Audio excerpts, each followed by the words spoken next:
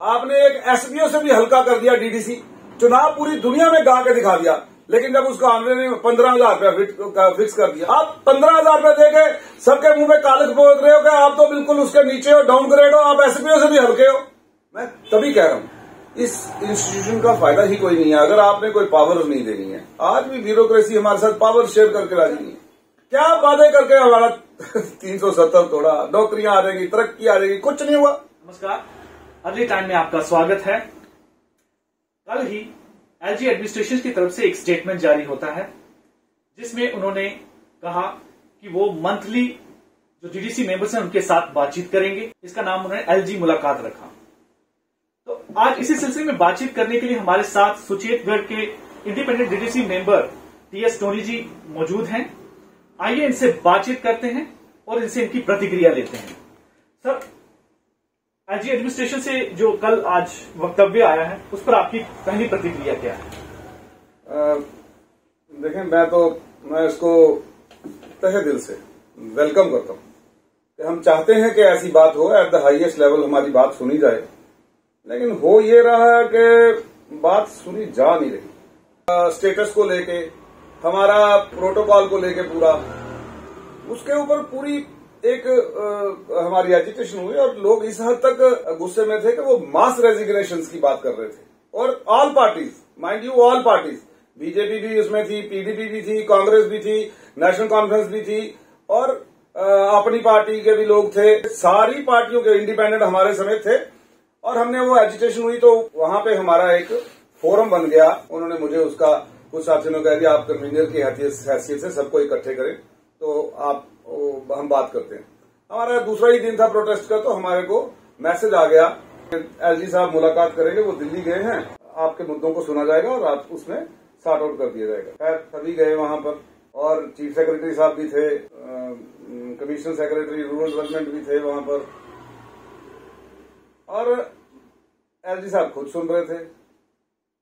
जो हमें एश्योरेंस दी गई और जो हमारे, मैं आपको एक बात बस बता दूं कि इस तरह का इलेक्शन आज तक इतिहास में नहीं हुआ था, जम्मू कश्मीर के इतिहास। इसमें मैं मोदी साहब को मुबारकबाद भी दूंगा कि उन्होंने 3 टायर इलेक्शन करवाया यहां पर, लेकिन वो सारा का सारा इलेक्शन बेकार है क्योंकि अगर मोदी साहब की बातों पर विश्वास करके पूरे जम्मू कश्मीर के लोगों ने इलेक्शन में शमूलियत की, थ्रेट्स की परवाह नहीं की, कश्मीर के अंदर मिलिटेंटों ने थ्रेट दी, कोई पार्टिसिपेट नहीं करेगा इसके, उसके बावजूद लोग इलेक्शन में गए।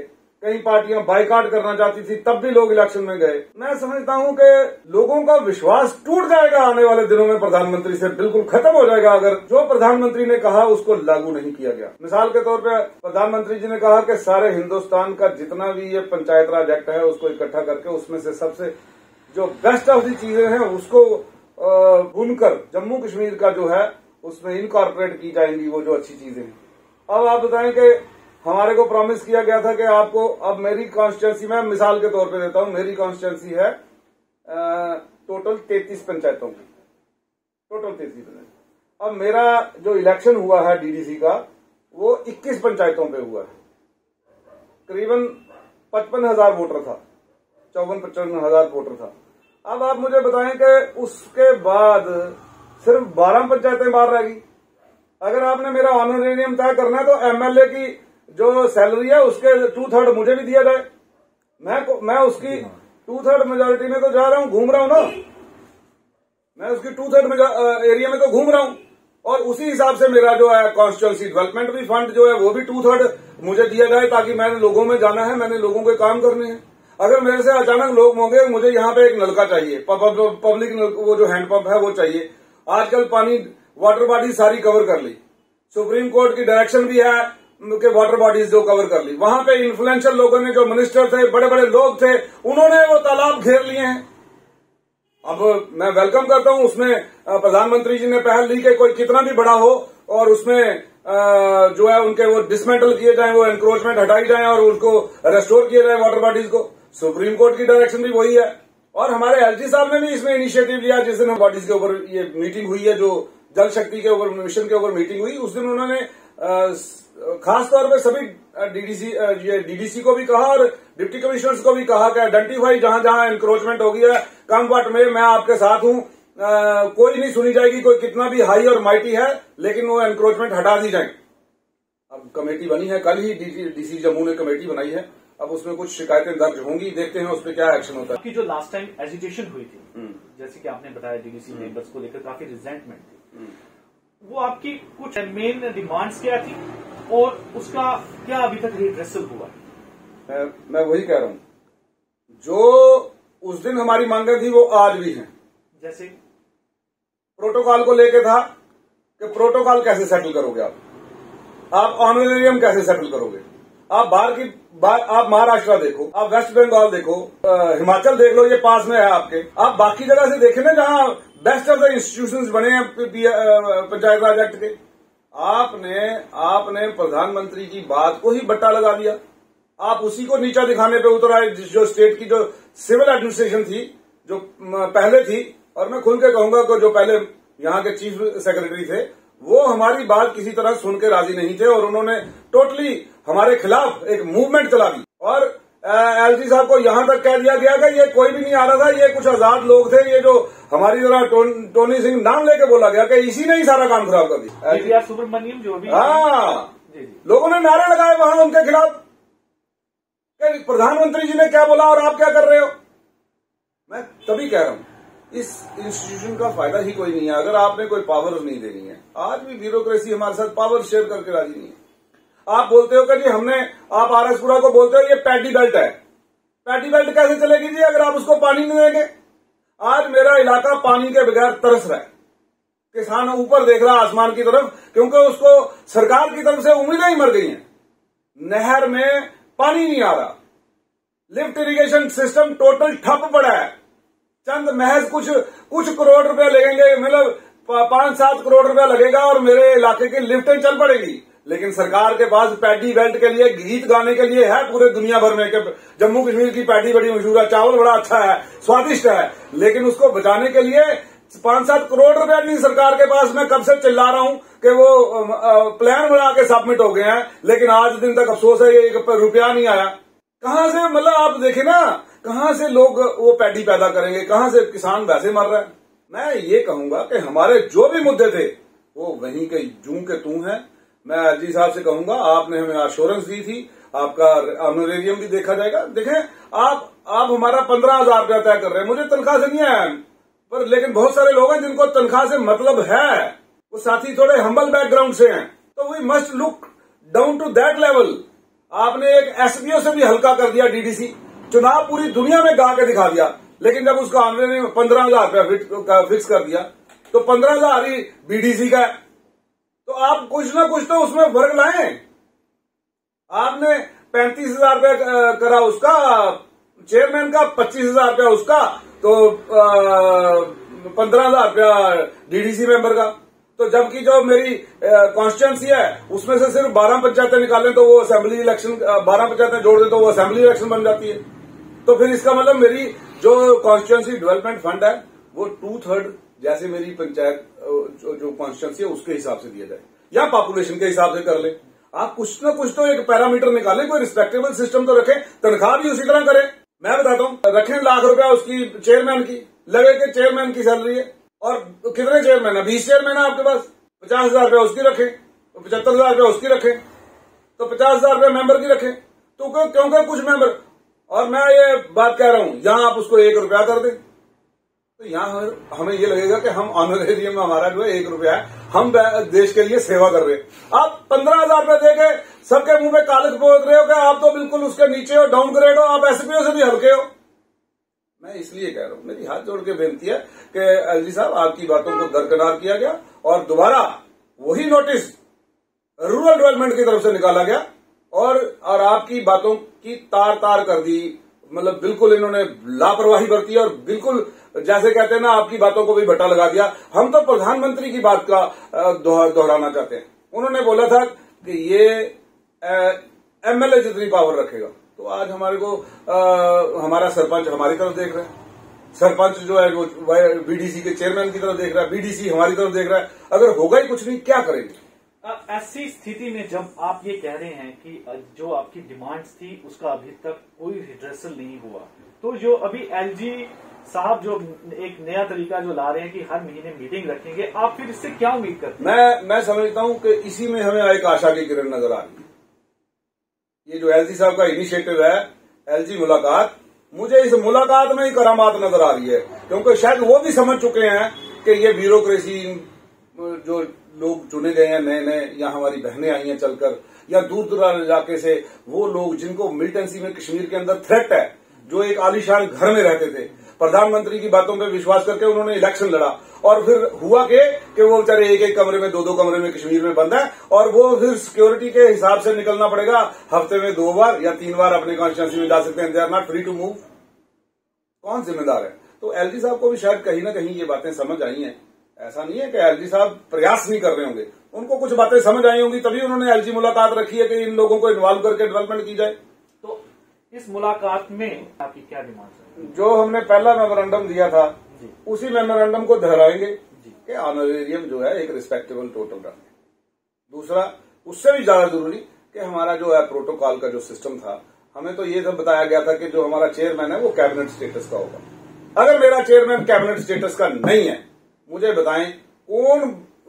अभी चीफ इंजीनियर कई जगह कहते हैं नहीं हमारा ना, हम प्रोटोकॉल से हिसाब से वहां पे मीटिंग में ही नहीं आ सकते, इलाके में नहीं जा सकते। मैंने कहा जनाब आप चलें वहां पे, एक टूर रखें हमारे इलाके में। वो कहते नहीं हम आपके साथ। ओ यार, आप आम आदमी साहब, आपको आपका प्रोटोकॉल नहीं, आपको एक आम आदमी साहब के साथ भी जाना है। अगर लोगों में दिक्कत है तो आपको एक आम आदमी तक भी जाना है, वो प्रोटोकॉल लेके बैठे हुए हैं। तो मैं ऐसी बातें कह रहा हूं कि मैं समझता हूं कि जो मेरा चेयरमैन है उसको कैबिनेट स्टेटस दिया जाए, और जो मेरा वाइस चेयरमैन है उसको एमओएस रखा जाए। फिर उसके बाद जो है आप उस इन ऑर्डर ऑफ मेरिट जो है डीडीसी मेंबर को भी रखें। मेरे चेयरमैन की नहीं सुनी जाएगी तो हमारी क्या बात हो जाएगी? जब से आपके चुनाव हुए हैं तब से मुझे ये बताएं कि आपकी कंस्टिट्यूएंसी में किस तरीके की फंड्स आए हैं और क्या डेवलपमेंट हुई है? मैं आपको ये बताऊं कि जैसे कंपोनेंट प्लान के तहत हमको 71 लाख रुपया आया, उसमें से 21 लाख रुपया चला गया जल शक्ति को, वहीं कट गया। वो हमारे हाथ में नहीं आया। वो कंपोनेंट प्लान है, आपको पहले ही लिख के देना कहां कहां पैसा खर्च करना है। मेरे इलाके में बॉर्डर में बड़ी बुरी स्थिति थी इलेक्ट्रिसिटी पोल्स की, मैंने सारा पैसा उठाया, वहां से जो बचा सारा इलेक्ट्रिसिटी पोल्स और वायर्स में दे दिया। क्योंकि आप देखोगे मेरे इलाके में ना अक्सर यही वारदात, लो लाइन केबल्स हैं, जोर से हवा चले वो झूलती हैं, आग लग जाती है, फसलें तबाह हो जाती हैं। आज की डेट में कंबाइन आती है, कंबाइन चल नहीं पाती वहां पे बिकॉज क्योंकि वो इतनी लो लाइन है। कई एरियो में कंबाइन नहीं चल पाती है। ट्रांसफार्मर है जीरो लाइन पे। हम सरकार ने जब लोगों को, रेफ्यूजियों को वहां आगे बॉर्डर लाइन पे बिठाया था, बसाया था, तो उनको प्रॉमिस किया था कि हम आपको ये जो लैंड है ये बंजर नहीं रहने देंगे, इसको जरखेज कर देंगे, पानी इरिगेशन देंगे। मैं सही की मिसाल देता हूं, ब्यासपुर की मिसाल देता हूं। वहां पे 12-12 साल से लिफ्ट में बंद पड़ी हैं, और अफसोस की बात यह है कि वहां पे जो बीजेपी का मंत्री था वो इरिगेशन का ही मंत्री था, पीएचई का ही मंत्री था। उसके बावजूद वो लिफ्टें खराब रही क्योंकि बीजेपी रही ट्रांसपोर्ट इंडस्ट्री में मगन, उन्होंने उसके अलावा कोई काम ही नहीं किया। वरना क्या जरूरत थी मोदी साहब को अच्छी भली सरकार तोड़ने की? चलाते उनको, जब देखी उन्होंने अपने मंत्रियों की करतूतें तो वो शायद ये सरकार तोड़ी। और मैं समझता हूं कि ये टूटी रहे तो अच्छा है। क्या वादे करके हमारा 370 तोड़ा, नौकरियां आ जाएगी, तरक्की आ जाएगी, कुछ नहीं हुआ, देने की बात नहीं हुई। मैं आज भी अपील करता हूं गवर्नर साहब, जितने डेली वेजर हैं, जितने वीडीसी हैं, वीडीसी को इस्तेमाल करके आपने आज उनको बिना तनख्वाह के कगार पे खड़ा कर दिया हुआ है। और गवर्नर साहब हम आपको गुहार लगाते हैं, ये वीडीसी का बहुत बड़ा इशू बनेगा। आप इलेक्शन आने में ये लोगों में, लीडरों को घुसने नहीं देगा ये वीडीसी का मसला। आपने उनको उस वक्त इस्तेमाल किया जब इमरजेंसी थी, पीक पे। आज वो बेचारे ठगे हुए महसूस कर रहे हैं कि जिन्होंने जिंदगियां दांव पे लगा के रात रात पहरा दिया, आज उनको तनख्वाहें नहीं मिल रही हैं। और आपके अफसर जो लोग हैं नीचे, वो उसको सुन रहे हैं। हाँ, हमारा है एक मसला, हम सुन नहीं रहे हैं। अगर आपके सबॉर्डिनेट नहीं सुनेंगे तो मैं कहता हूं ऐसे इनकम्पिटेंट ऑफिसर्स को रिमूव कर दें यहां से। अभी हमारे स्टेट में असेंबली नहीं है क्योंकि यूनियन टेरिटरी का स्टेटस है और इस पर अभी इलेक्शंस के बारे में कोई अभी डिसीजंस नहीं हुए हैं। इस परिस्थिति में जब डीडीसी चुने गए, ये 3 टायर्स इसको सेटअप किया गया, तो लोगों में एक बड़ी उम्मीद थी कि उनके पास एक पॉलिटिकल रिप्रेजेंटेशन तो नहीं थी, लेकिन उन लोगों को शायद सबसे ज्यादा रिप्रेजेंटेशन जो एक्सपेक्टेशंस डीडीसी मेंबर से, बीडीसी मेंबर से, इनके साथ ही। तो ऐसी परिस्थिति में जब आप भी बिल्कुल हेल्पलेस हो गए हैं, क्योंकि गवर्नमेंट की तरफ से जैसे आप कह रहे हैं कोई इतनी सपोर्ट नहीं मिल रही है, तो फिर लोगों के बीच में एक क्या इंप्रेशन जाएगा? देखें जी, मैं chief engineer irrigation mister Pachnanda को मिल चुका हूँ। मैं इरिगेशन के, लिफ्ट इरिगेशन को लेके, उनके एक्शन को लेके, जो अभी रिसेंटली नए आए हैं मिस्टर तीर्थ राम, उनको लेके, जो राजेश हैं एक्शन ट्यूबल, उनके पूरी टीम को लेके पूरा बॉर्डर का टूर करके आए हैं। लेकिन दे आर हेल्पलेस, कहते हैं हमारे पास पैसा ही नहीं है। किस बात के ये एक्शन है जिनके पास पैसा नहीं है 1 रुपया खर्चने के लिए? वो स्कीमें बना के ऊपर भेजते जा रहे हैं, उसको कोई वेट नहीं कर रहा। आप मुझे बताएं कौन कहां जाएंगे हम? मैं बता रहा हूं ना आपको, मैं आई एम फीलिंग हेल्पलेस। मैं अपने लोगों की मदद नहीं कर पा रहा हूं। उनको पानी चाहिए, इस वक्त पानी चाहिए। लिफ्ट इरिगेशन ठप पड़ी है। और ये एक मैं बता दूं, किसानों के लिए पैडी एक ऐसी फसल होती है जिसपे वो अपने सारे कर्जे उतारता है, जिसमें उसको लगता है कि मेरे को 4 पैसे ज्यादा मिलेंगे बाकी फसलों से, तो मैं अच्छी कमाई कर सकूंगा। अगर आज उसको हमने पानी नहीं दिया तो क्या सरकारें क्लेम करेंगी कि हमने उनको क्या दिया? पानी नहीं दे पा रहे हम उसको। यार बड़े अफसोस की और शर्म की बात है कि हम कितने टाल क्लेम करते हैं, और पैडी बेल्ट के लिए हम ये कर देंगे, 100 करोड़ रुपया लगा देंगे। मैं कहता हूं चंद करोड़ रुपए में मुझे 50 करोड़ रुपया रखें, मैं आपको वो सिस्टम बना दूंगा इरिगेशन का कि आप आने वाले वक्त में कभी खराब नहीं होगा। गैबियन वायर के साथ चेक डैमिंग की जाए तो देखें कभी खराब ही नहीं होगी लिफ्ट इरिगेशन सिस्टम। कैनाल जो है वो D17 है, एक कैनाल जो जब्बोवाल से सही तक आती है, वो सारी मिट्टी से भर दी हुई है, उसको किसी ने साफ ही नहीं किया।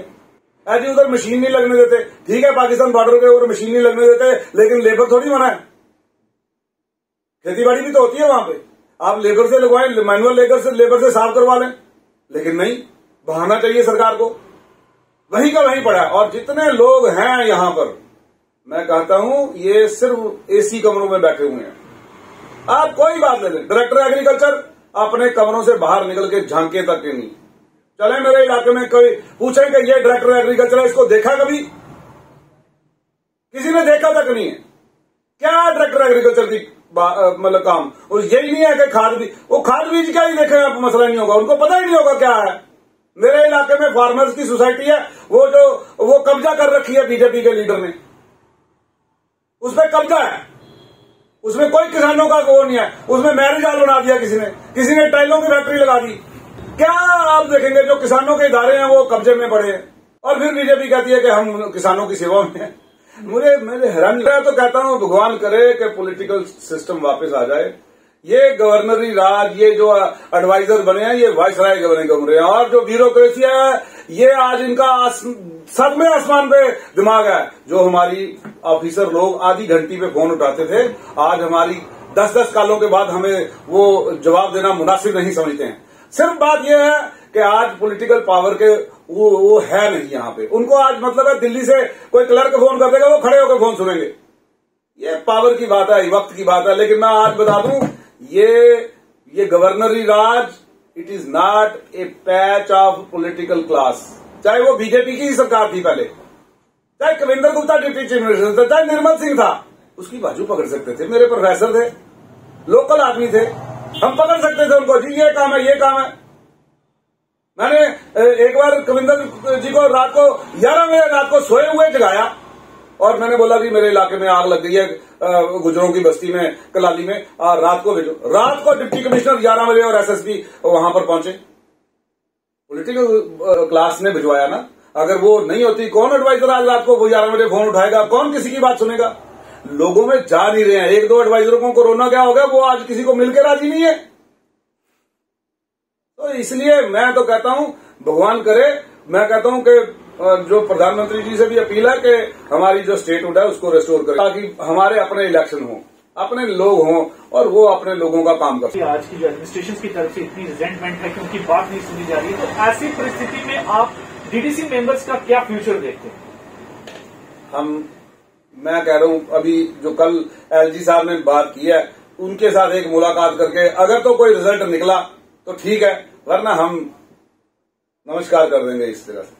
क्योंकि लोगों, आप देखें ना, आपके सामने कितने लोग मेरे पास आए, कितने काम है लोगों के। अभी ये सारा दिन, आज संडे है, सारा दिन मैं तैयार होकर बैठ गया हूं नाश्ता करके। अब सारा दिन ये तांता लगा रहेगा कि और लोगों ने आना है, उनके काम है। अभी तो चलो ठीक है, I was president Jammu university 10 long years, and वही जो लोग मेरे सीनियर थे, कोई जूनियर थे, वही एडमिनिस्ट्रेशन में बैठे हैं, तो दोस्ती यारी के चक्कर में कुछ काम हो जाए तो हो जाए, वरना अगर आप सोचो कि डीडीसी बन के जाऊंगा तो शायद कोई काम ही ना करे। तो मैं आज भी समझता हूं कि पॉलिटिकल क्लास का वापस आना बहुत जरूरी है किसी भी समाज को आगे जाने के लिए, क्योंकि ये जो ऑफिसर साहबान है, ये मैं I am sorry to say we are fed up with this system.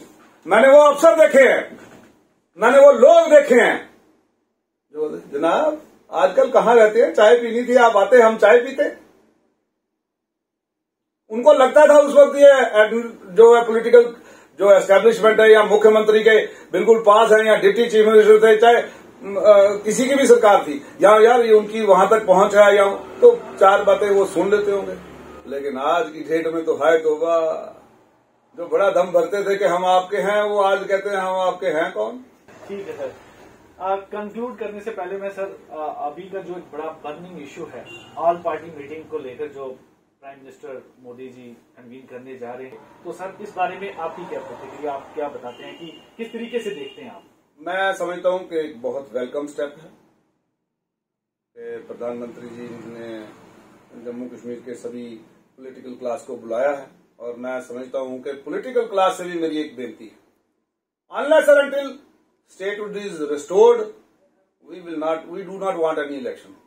पहले हमारी स्टेट हमारी रिस्टोर कर दे, उसके बाद आप इलेक्शन करा लें, जो मर्जी करा, लेकिन फर्स्ट रिस्टोर द स्टेटहुड।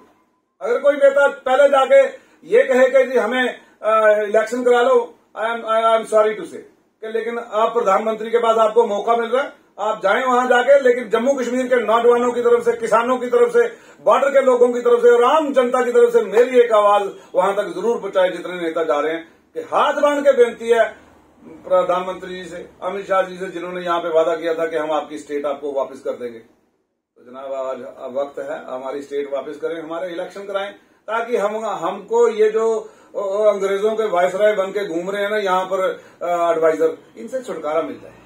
ये हमारी बातें सुन के नहीं है, ये हमारे जख्मों पे नमक लगा रहे हैं कि इलाज है लेकिन देना नहीं है तुझे, तरसाना है और मारना है, तरसा वैसा हालत होगी हमारी। मैं कहता हूं इससे कोई सरकार ही ना दो हमें यहाँ पे, अगर इसी हाल पे छोड़ रहे हैं तो कुछ नहीं चाहिए हमको। एक दो एडवाइजर है जो आगे पीछे, एक फारूक खान को पकड़ लो, वो ठीक है, उसको लगता है कि मैं लोकल हूं, मैंने यहाँ भी घूमना रिटायर होके, तो उसको पकड़ के कोई एक वो बशीर खान है, वो कहीं नजर आ जाएगा, उसको पकड़ लो। बाकी मुझे बताओ कि बाकी एडवाइजर क्या कर रहे हैं, वो बॉर्डर पे क्यों नहीं आ रहे।